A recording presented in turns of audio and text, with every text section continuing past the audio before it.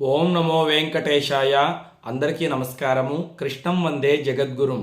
భగవద్గీత 2వ అధ్యాయము సాంఖ్యయోగంలో 57వ శ్లోకాన్ని ఇప్పుడు మనం చక్కగా నేర్చుకుందాం. యః సర్వత్రా నభిస్నేహ తత్తత్ప్రాప్య శుభాశుభం నాభినందతి నద్వేష్టి తస్య ప్రజ్ఞా ప్రతిష్ఠిత.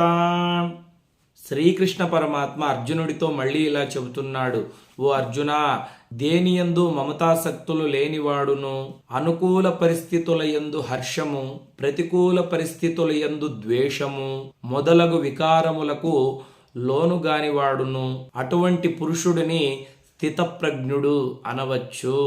నిజంగా అతడే స్థితప్రజ్ఞుడు అని శ్రీకృష్ణ పరమాత్మ చెబుతున్నాడు.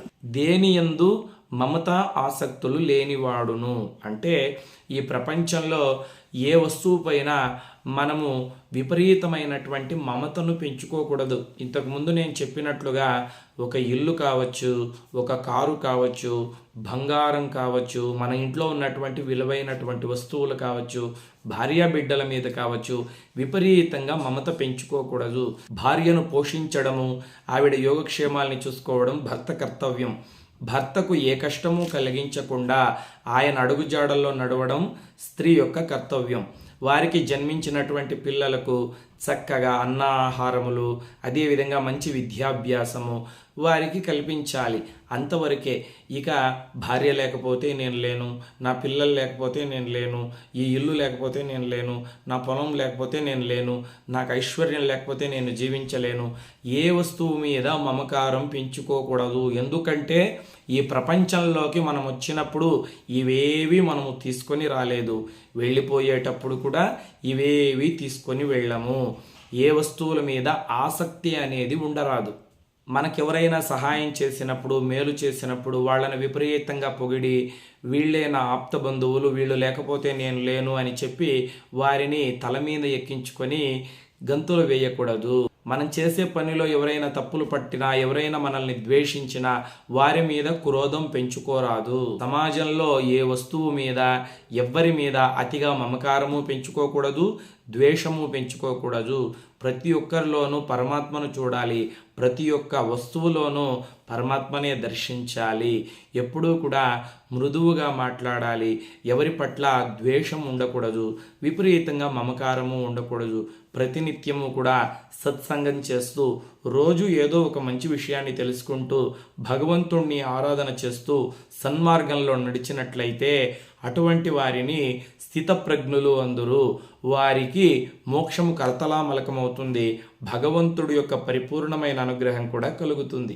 ఇక మొన్నటి రోజున ఎవరో ఒకరు కామెంట్స్ బాక్స్లో అడిగారు, అద్దె ఇంట్లో పాలు పొంగించకూడదు అని చాలామంది చెప్తున్నారు. గురువుగారు, అద్దె ఇంట్లో గనక పాలు పొంగించినట్లయితే వాళ్ళు ఎప్పటికీ సొంత ఇల్లు కట్టుకోలేరు, అద్దె ఇంట్లోనే ఉంటారు అని చెబుతూ ఉన్నారు. ఇది నిజమేనా? దీని గురించి ఎక్కడైనా పురాణాల్లో కానీ శాస్త్రాల్లో కానీ చెప్పారా అంటే, చూడండి, పూర్వకాలంలో అద్దె ఇళ్ళు అనేవి ఉండేవి కాదు.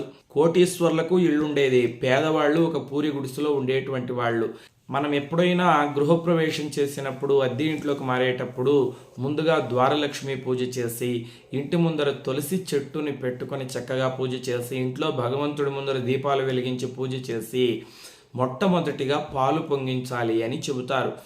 మనము నూతన గృహంలోనే కాదు, అద్దె ఇంట్లోకి వెళ్ళినప్పుడు కూడా పాలు పొంగించాలి. అద్దె ఇంట్లో పాలు పొంగించినటువంటి వాళ్ళు ఎప్పటికీ సొంత ఇల్లు కట్టుకోలేరు అని ఎవరైతే ప్రచారం చేస్తున్నారో వాళ్ళు ఏ శాస్త్రము చదవలేదు, వాళ్ళకి ఏ పురాణము కూడా తెలియదు.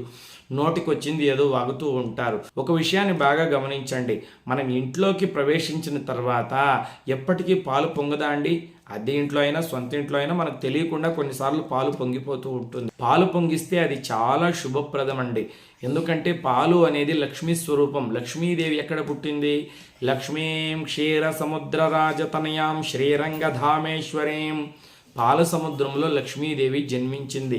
కాబట్టి లక్ష్మీదేవి పుట్టినిల్లు పాల సముద్రం. కాబట్టి పాలు పొంగించినట్లయితే లక్ష్మీదేవి అనుగ్రహం కలుగుతుంది, ఆ ఇంట్లో లక్ష్మీదేవి ప్రవేశిస్తుంది.